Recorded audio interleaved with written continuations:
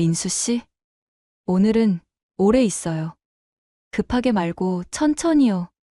그녀의 속삭임에 나는 대답 대신 그녀를 침대 위로 눕혔다. 그날 우리는 긴 낮을 함께 불태웠다. 시간은 느리게 흘렀고 숨결은 수없이 맞닿았다. 안녕하세요. 황혼 이그늘집 오늘의 사연.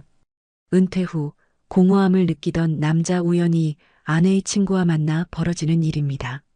지금 시작합니다. 구독과 좋아요 부탁드려요. 서울 강남 조용한 오후의 카페. 햇살은 투명한 유리창을 타고 내려앉아 내 테이블 위에 잔잔한 그림자를 그려놓고 있었다. 나는 김민수 57살. 퇴직 후의 삶은 생각보다 조용했고 생각보다 쓸쓸했다. 아메리카노 한 잔을 천천히 마시며 흘러가는 사람들을 바라보던 그때 민수 씨? 낯익은 목소리에 돌아본 자리엔 소영 씨가 서 있었다. 은정이 내 아내의 가장 친한 친구. 그리고 내가 한 번도 둘이서 마주 앉아 본 적 없는 여자. 소영 씨? 이런 데서 뵙네요. 정말 우연이네요. 혼자 계세요? 예, 그냥. 바람 좀 쐬러요. 안 사람은 집에 있고요. 그녀는 잠시 머무시다가 말했다. 저, 혼자 있기도 그래서 그런데 잠깐만 앉아도 될까요? 나는 당연하다는 듯 고개를 끄덕였다. 낯선 두근거림이 커피 향보다 먼저 가슴속에 들어왔다. 소영은 라떼를 마시며 웃었다. 민수 씨, 예전보다 더 젠틀해지신 것 같아요. 그런 말 들은 지 오래됐는데요. 감사합니다. 근데 진짜 시간이 많으시겠어요. 은퇴하셨다고 들었는데. 나는 조용히 고개를 끄덕였다. 그게 처음엔 좋더라고요. 근데 시간이 너무 많으니까 쓸데없는 생각도 많아져요. 저도요. 아이들 다 커서 나가고 집에 혼자 있으면 가끔 미쳐버릴 것 같기도 해요. 그녀는 웃으며 말했지만 웃음 끝엔 약간의 슬픔이 묻어 있었다. 그때 내 눈이 그녀의 왼손을 스쳤다. 결혼 반지가 없었다. 남편분은 요즘 어떠세요? 그녀는 잠시 말이 없더니 조용히 털어놨다. 작년에 이혼했어요. 그 말을 듣고 난 뒤부터 머릿속이 이상했다. 집에 돌아와 아내와 밥을 먹을 때도 TV를 보다 웃을 때도 자꾸 소영 씨가 떠올랐다. 그 쓸쓸한 미소, 손끝에 닿을 듯한 향기. 그리고 다음 주 나는 또 그 카페에 갔다. 진짜 우연인 척 일부러. 그리고 그녀도 거기 있었다.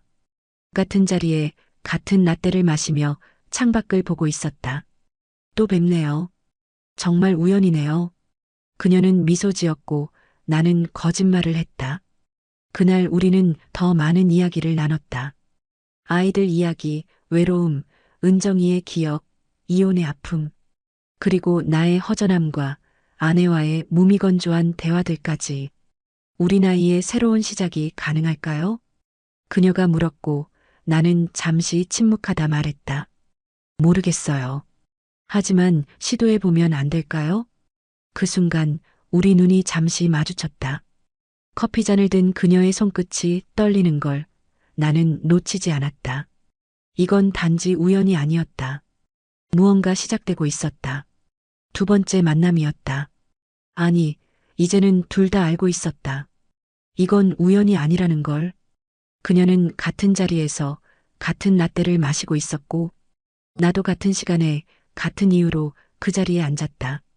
오늘은 날이 좀 흐리네요. 소영 씨가 말했다. 예, 비가 올지도 모르겠어요. 나는 그녀를 바라봤다. 화장기 거의 없는 얼굴, 단정하게 묶은 머리. 그런데 오늘따라 유난히 예뻐 보였다. 우산 있으세요? 내가 묻자 그녀는 작게 웃었다. 없어요. 그런데 괜찮아요. 비 맞는 거 가끔은 좋아요. 그 순간 왠지 모를 전율이 스쳤다. 그녀는 여전히 여자였고 나는 남자였다. 시간은 빠르게 흘렀고 커피는 식어가고 있었다. 근처에 괜찮은 전시회가 하나 열렸던데 가보셨어요? 소영 씨가 말을 꺼냈다. 아니요, 못 봤네요. 그럼 지금 같이 가보실래요? 그녀는 조심스레 물었다. 나는 대답 대신 조용히 자리에서 일어났다. 그리고 그녀와 함께 그 전시회장으로 향했다. 미술관. 사람은 드물었고 조용한 클래식 음악이 공간을 채우고 있었다. 우리는 나란히 걸었고 벽에 걸린 그림들보다 서로의 옆모습을 더 많이 바라봤다. 이 그림 이상하지 않아요? 소영 씨가 갑자기 멈춰섰다. 검은 배경에 서로 등을 맞댄 남녀가 그려진 추상화였다. 가까워 보이는데 실제로는 너무 멀게 느껴져요. 그녀의 말에 나는 한참을 멈춰 있었다. 우리가 그런가요? 나도 모르게 입 밖으로 튀어나온 말이었다. 소영 씨는 내 쪽을 바라봤다. 민수 씨, 왜 저한테 그런 눈빛으로 보세요? 그녀의 눈동자에 나도 갇혔다. 망설임도 계산도 없이 나는 손을 내밀었고 그녀의 손등 위에 살며시 손을 얹었다. 순간 그녀가 움찔했다. 하지만 뿌리치지 않았다. 오히려 아주 조심스럽게 손가락이 내 손을 감싸왔다. 우리는 그렇게 처음으로 서로의 체온을 느꼈다. 전시회가 끝나고 나오던 길, 밖엔 비가 내리고 있었다. 나는 우산을 폈고 그녀를 안쪽으로 끌어당겼다. 좁은 우산 속 그녀의 어깨가 내 팔에 닿아 있었다. 민수 씨 오늘 이상한 하루네요. 그럴까요? 전 그냥 좋았어요. 그녀는 고개를 살짝 숙였고 그때 그녀의 머리카락에서 은은한 향기가 올라왔다. 나는 미치도록 키스하고 싶었다. 하지만 참았다. 그녀도 알고 있었을 것이다. 오늘 이 감정이 어디로 흐를지. 단지 아직은 입을 맞추지 않았을 뿐이다. 세 번째 만남. 이젠 더 이상 둘 중 누구도 우연이란 말을 하지 않았다. 그저 자연스럽게 익숙한 자리에 앉아 그녀를 기다렸다. 그리고 그녀도 아무렇지 않게 내 맞은편에 앉았다. 혹시 저녁 드셨어요? 그녀가 먼저 물었다. 그 질문이 오늘 우리를 어디까지 데려갈지 그때는 알지 못했다. 아니요. 아직요. 그럼 저희 집 근처 괜찮은 파스타집 있는데 함께 하실래요? 그녀는 평소보다 조금 작은 목소리로 말했다. 나는 말없이 고개를 끄덕였다. 그것이면 충분했다. 와인 한 잔, 샐러드, 그리고 크림 파스타. 별것 없는 식사였지만 그녀의 미소가 곁들여지니 모든 게 따뜻하고 아름다웠다. 민수 씨는 그녀가 내 얼굴을 바라보며 조용히 말했다. 생각보다 말이 없으시네요. 나는 웃으며 말했다. 생각을 많이 하게 되네요. 지금 우리가 어디쯤 와 있는 건지. 그녀는 말없이 고개를 끄덕였다. 와인을 마시는 그녀의 입술이 유난히 선명해 보였다. 식사 후 그녀가 조심스럽게 말했다. 저 집에 커피라도 한 잔 드시고 가실래요? 근처라서 금방이에요. 그 말이 무엇을 의미하는지는 서로가 너무 잘 알고 있었다. 하지만 그 누구도 거기엔 선을 긋지 않았다. 나는 고개를 끄덕였고 그녀는 가볍게 웃었다. 소영 씨의 아파트는 생각보다 단정했고 따뜻했다. 책장에는 소설책과 에세이들, 창가엔 작은 난이 놓여 있었고 그녀는 커피를 준비하러 부엌으로 들어갔다. 잠깐만요. 금방 끓일게요. 나는 조용히 거실에 앉아 있었고 그녀의 등을 바라보며 가슴속에 고요한 파문이 일었다. 그리고 그녀가 커피잔 2개를 들고 나타났다. 스웨터 소매를 걷어 올린 팔, 고개를 살짝 숙인 그녀의 목덜미가 참을 수 없이 눈부셔 보였다. 조명이 좀 밝죠? 전 약간 어두운 게 좋아서. 그녀는 테이블 옆 스탠드를 켰고 거실은 부드러운 조명 아래로 바뀌었다. 좋네요. 이 조명 아래선 무슨 얘기를 해도 다 이해받을 수 있을 것 같아요. 그녀가 살짝 웃었다. 그런가요? 나는 더는 참을 수 없었다. 그녀의 손등 위에 내 손을 얹었고 그녀는 미동도 하지 않았다. 오히려 조금씩 내 쪽으로 몸을 기울였다. 나는 조용히 그녀의 이름을 불렀다. 소영 씨. 그리고 그 순간 우리는 서로의 숨결 위로 입술을 맞췄다. 그 첫 입맞춤은 모든 걸 잊게 했다. 은정의 이름도, 이성이란 말도, 그녀의 숨이 내 목덜미를 타고 내렸다. 손끝이 어깨를 감고 두 개의 심장이 조용히 겹쳐졌다. 괜찮아요. 오늘만은 그냥 이대로 있어줘요. 그녀의 말은 아주 작고 떨렸지만 확고했다. 우리는 더 이상 어떤 변명도 필요하지 않았다. 그날 밤 침대 옆 조명이 꺼지고 난 뒤에도 서로를 놓지 않았다. 그렇게 우리의 봄은 시작되었다. 그날 밤 이후 모든 게 달라졌다. 서로를 바라보는 눈빛, 잡은 손을 놓지 않는 방식, 헤어질 때의 침묵조차. 이젠 우연이란 단어는 아무 의미가 없었다. 우리는 분명히 선 하나를 넘었다. 그리고 그 다음 목요일 오후 3시, 다시 그 카페에서 우리는 마주 앉았다. 오늘도 같은 시간, 같은 자리네요. 소영 씨가 웃으며 말했다. 나는 마치 기다렸다는 듯 그녀의 손등에 손을 얹었다. 이제 이 시간이 일주일 중 가장 기다려져요. 카페는 그저 시작점이었다. 우리는 오래 머무르지 않았다. 커피잔이 비워지기도 전에 자리를 떴고 차를 타고 강변을 향해 달렸다. 한강 근처 조용한 모텔. 너무 낙지도 너무 화려하지도 않은 적당히 익숙하고 안전한 곳. 긴장되세요? 엘리베이터 안에서 그녀가 물었다. 조금요. 근데 이상하게 설레요. 저도요. 방 안은 조용했고 햇살이 살짝 스며드는 창가가 있었으며 흰 침대 시트 위로 먼지가 부드럽게 흩날렸다. 그녀는 말없이 코트를 벗었고 나는 천천히 다가가 그녀를 안았다. 이번에는 어제의 떨림도 없었다. 우리는 이미 서로의 몸을 알고 있었고 이제는 갈망이 모든 걸 이끌고 있었다. 입술이 어깨에 닿고 손끝이 허리를 훑고 천천히 아주 천천히 우리의 옷은 바닥 위로 내려앉았다. 민수 씨, 오늘은 오래 있어요. 급하게 말고 천천히요. 그녀의 속삭임에 나는 대답 대신 그녀를 침대 위로 눕혔다. 그날 우리는 긴 낮을 함께 불태웠다. 시간은 느리게 흘렀고 숨결은 수없이 맞닿았다. 그날 이후 우리는 매주 목요일 오후 3시에 만났다. 소영 씨는 달력을 펴놓고 그 시간을 비밀의 약속처럼 동그라미 쳤고 나는 그날만은 어떤 약속도 만들지 않았다. 어느 날은 모텔, 어느 날은 그녀의 집, 어느 날은 차 안 뒷좌석. 세상의 모든 공간이 우리 둘만의 은밀한 장소가 되어갔다.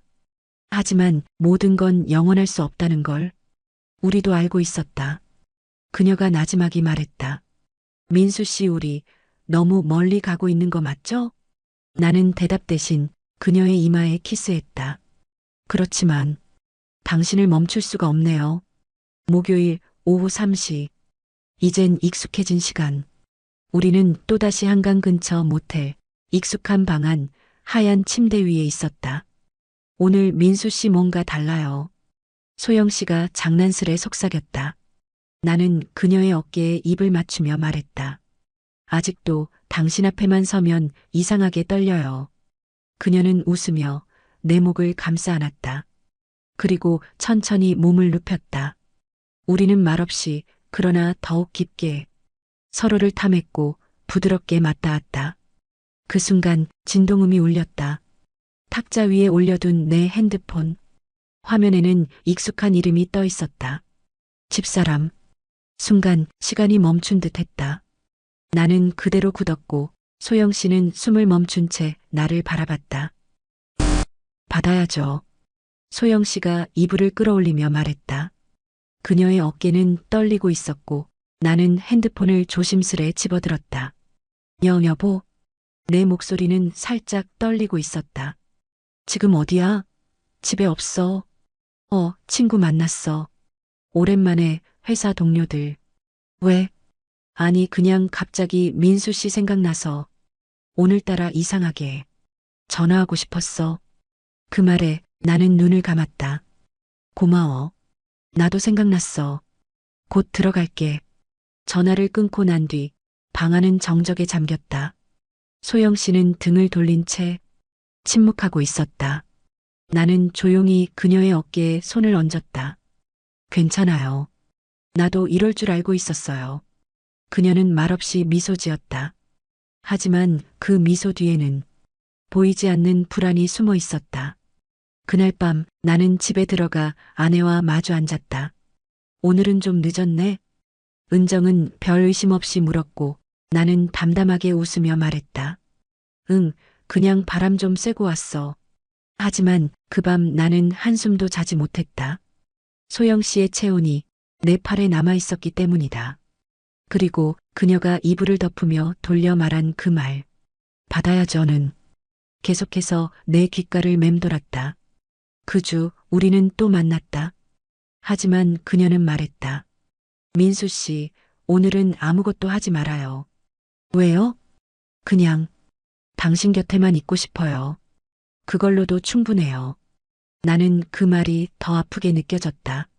욕망보다 마음이 더 깊어지고 있다는 신호였으니까. 그날 이후 소영 씨는 연락이 없었다. 목요일 오후 3시. 언제나처럼 익숙한 카페에 나와 앉았지만 그녀는 오지 않았다. 커피가 식어가고 사람들이 바뀌어도 그 자리는 비어 있었다. 나는 핸드폰을 꺼내 메시지를 몇 번이나 썼다 지우길 반복했다. 괜찮아요? 어디 계세요? 그냥 얼굴만이라도 보고 싶어요. 하지만 결국 단 한마디도 보내지 못했다. 이틀 후 아내가 갑자기 말을 꺼냈다. 소영이 요즘 좀 이상하지 않아? 나는 순간 머릿속이 하얘졌다. 왜? 며칠 전 통화했는데 목소리가 너무 가라앉아 있었어. 원래 그의 그렇게까지 무기력한 성격 아니잖아. 근데 뭔가 숨기는 느낌이 들었어. 그래요? 나는 최대한 담담하게 대답했지만 손끝이 떨리는 걸 숨길 수 없었다. 아내는 내 얼굴을 유심히 바라보다 말을 이었다. 민수 씨, 혹시 뭔가 아는 거 있어요? 그 순간 나는 아내의 눈빛에서 낯선 경계심을 느꼈다. 그날 밤 혼자 거실에 앉아 소영 씨의 SNS 계정을 열었다. 몇 주 전까지만 해도 활발했던 계정은 이제 고요히 멈춰 있었다. 그녀는 정말 사라진 걸까? 아니면 나를 피하고 있는 걸까? 그리고 다음 날 카페 문을 열고 들어선 순간 그녀가 있었다. 늘 앉던 창가 자리, 그 자리에 말없이 앉아 라떼를 마시고 있었다. 나는 천천히 다가가 그녀 맞은편에 조심스럽게 앉았다. 보고 싶었어요. 그녀는 눈길도 주지 않은 채 말했다. 알아요. 왜 연락 안 하셨어요? 그제야 그녀는 나를 바라봤다. 눈가엔 지친 빛이 서려 있었다. 민수 씨, 우린 너무 많이 와버렸어요. 이건 감정이 아니라 현실이에요. 당신은 돌아갈 집이 있고 나는 은정 언니가 있어요. 그걸 지금에서야 말해요? 나는 떨리는 목소리로 되물었다. 아니요. 계속 말하고 있었는데 우리가 안 들은 거죠. 그날 우리는 키스도 하지 않았다. 손도 잡지 않았고 커피를 다 마시지도 않았다. 그저 말없이 서로의 눈을 바라보다 조용히 일어섰다. 그리고 아무 말 없이 서로를 등지고 걸어 나왔다. 그 순간 봄이 조금씩 저물어가고 있었다. 목요일 오후 3시 습관처럼 카페 문을 밀었다. 나는 아직도 어쩌면 기적처럼 그녀가 다시 앉아있진 않을까 하는 마음으로 그 자리에 들어섰다. 그런데 그 자리에 앉아있는 사람은 소영 씨가 아니었다. 은정이었다. 내 아내. 그녀는 조용히 커피잔을 들고 있었고 내가 들어서자 천천히 고개를 들었다. 왔네요, 민수 씨. 그녀의 목소리는 담담했지만 그 아래로 무언가 단단하게 깔려 있었다. 여긴 어떻게? 나는 애써 침착하게 묻고 자리에 앉았다. 그 자리에 매주 목요일마다 당신이 앉는다는 거 소영이한테 들었어요. 그 말에 심장이 툭 하고 내려앉았다. 언니 미안해요. 그녀는 낮게 한숨을 쉬며 말을 이었다. 그애 며칠 전 내게 연락했어요. 모든 건 말 못했지만 내가 바보는 아니잖아요. 나는 아무 말도 할 수 없었다. 내 입술은 굳어 있었고 눈은 그녀의 커피잔만 바라보고 있었다. 언제부터였어요? 은정이 물었다. 처음엔 정말 우연이었어. 나는 입을 떼며 조용히 말했다. 근데 그 우연이 계속 반복되다 보니 이젠 내가 일부러 그쪽으로 가고 있더라고. 그녀는 눈을 감고 고개를 끄덕였다. 그 애는 울더라. 내게 말 못해서 너무 미안했다고. 나도 미안해. 그 순간 아내는 고개를 돌려 창밖을 보았다. 민수 씨, 그 사람 좋아했어요? 나는 대답하지 못했다. 그리고 그게 대답이었다. 우린 지금 어디쯤 온 걸까요? 내가 조용히 물었다. 은정은 웃지 않았다. 그저 조용히 커피잔을 밀어냈다. 여기요. 당신이 매주 목요일마다 앉던 자리. 이제 나도 한번 앉아보고 싶었어요. 그 말이 왜 그렇게 아프게 들렸는지 나는 아직도 모르겠다. 그날 저녁 집으로 돌아온 나는 거실 소파에 앉아 한참을 멍하니 있었다. 소영 씨에게 연락은 하지 않았다. 그녀도 나에게 연락하지 않았다. 우리는 서로 알고 있었다. 이제 다시는 목요일 오후 3시에 만날 수 없다는 걸. 그날 밤 거실에서 멍하니 앉아있던 나에게 문자 한 통이 도착했다. 소영 씨, 그녀에게서 오랜만에 온 메시지였다. 언니에게 모든 걸 말했어요. 그리고 저 떠나요. 서울에선 더는 못 살 것 같아요. 나는 숨을 삼켰다. 문자 한 줄이 심장을 그대로 내려앉게 했다. 손가락이 떨렸고 즉시 전화를 걸었지만 연결되지 않았다. 그날 밤 잠을 이루지 못한 채 나는 그녀의 아파트 앞으로 갔다. 밤새 불 꺼진 창문을 바라보며 혹시나 불이 켜지지 않을까? 무의미한 희망을 품고 기다렸다. 그러다 아침 해가 창백하게 떠오를 무렵 1층 문이 열렸다. 여자 하나가 작은 여행 가방을 끌고 나오는 모습. 소영 씨였다. 나는 반사적으로 차에서 내렸다. 소영 씨. 그녀가 멈춰섰다. 그리고 천천히 나를 돌아봤다. 그 눈엔 이미 눈물이 고여 있었다. 왜 왔어요? 목소리는 작고 떨렸지만 분명한 울림이 있었다. 그냥 이대로 보내기 싫었어요. 그녀는 눈을 감고 고개를 저었다. 우린 처음부터 잘못이었어요. 알아요. 근데 그 잘못이 너무 따뜻했어요. 나는 그녀에게 다가갔고 그녀는 조용히 한 발짝 물러섰다. 붙잡지 마세요. 이제라도 멈춰야 하니까요. 당신은 돌아가야 해요.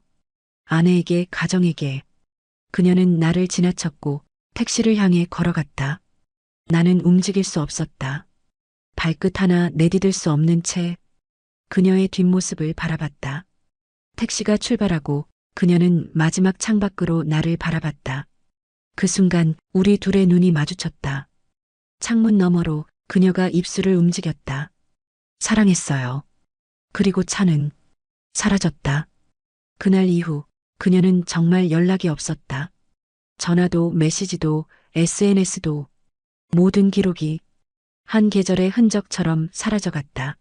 나는 그날 이후 목요일 오후 3시에 카페를 찾지 않았다. 그 시간은 이제 우리의 시간이 아니었기 때문이다. 소영 씨가 떠난 지 한 달이 흘렀다.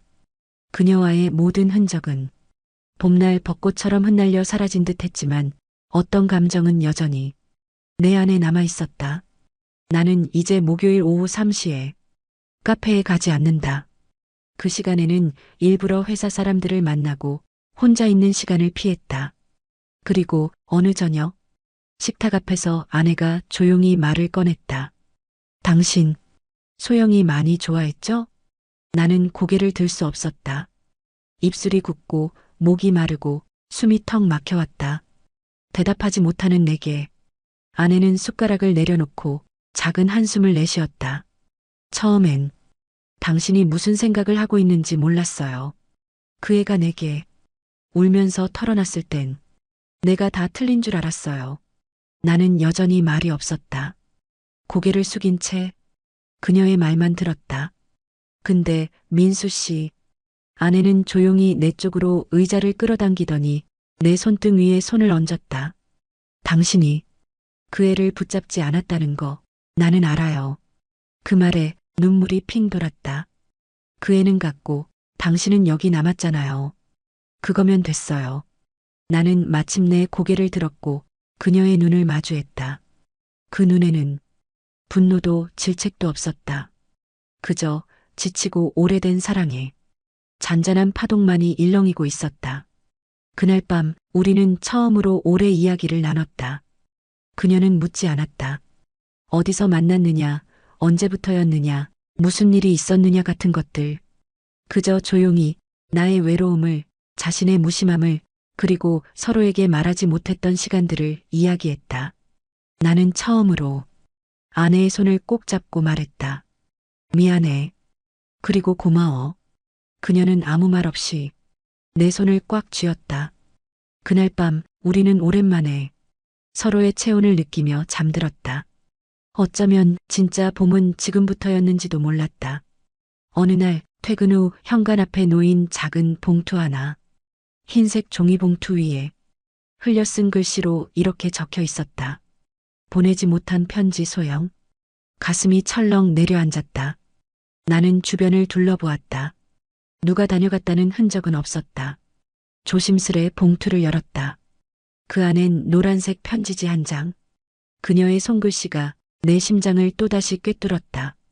민수 씨에게 이 편지를 쓸까 말까 정말 오래 고민했어요. 그리고 결국 보내지 않기로 했지만 그래도 저거는 봐야 할 것 같았어요. 우리가 처음 마주 앉던 그날 당신이 커피잔을 들던 손이 참 떨리고 있었던 거. 사실 저 다 봤어요. 그때 느꼈어요. 이 사람도 나처럼 외롭구나. 그래서 말 걸었고, 그래서 자꾸 눈을 마주쳤고, 그래서 그렇게 엉뚱하게 사랑하게 됐어요. 은정 언니한텐 평생 미안할 거예요. 하지만 민수 씨, 당신과의 시간은 후회하지 않아요. 다시 여자가 된 느낌, 다시 설렐 수 있다는 믿음. 당신이 내게 준 감정은 나를 다시 살아있게 했어요. 떠나서 다행이에요. 우리 둘 다 그 계절 안에 남지 않았으니까요. 언젠가 벚꽃이 흐드러질 때 당신이 이 편지를 읽는다면 그냥 미소 지어주세요. 그럼 저도 어딘가에서 같은 미소로 답할게요. 사랑했고 그래서 이젠 보내요. 소영드림. 나는 편지를 두 손으로 감싸 안았다. 작은 떨림이 손끝을 타고 전해졌다. 그녀의 온기가 이 글자마다 담겨 있었다. 그날 밤 나는 베란다에 나가 하늘을 오래도록 바라봤다. 차가운 밤 공기 속에서도 그녀의 마지막 인사는 따뜻했다. 그리고 그날 이후 나는 매년 봄 벚꽃이 필 때면 그 편지를 꺼내 읽는다. 그건 어떤 아픔도 아니고 부끄러운 과거도 아니고 단지 잠시 지나갔던 황혼의 진짜 사랑이었으니까. 시간은 어느새 1년을 돌아 또다시 봄. 동네 공원 벚나무 아래에는 작년과 똑같이 분홍빛이 피어 있었다. 나는 조용히 책상 서랍 깊숙한 곳에서 그녀의 편지를 다시 꺼냈다. 읽지 않아도 그 내용을 모두 기억하고 있었지만 오늘만은 꼭 다시 읽고 싶었다.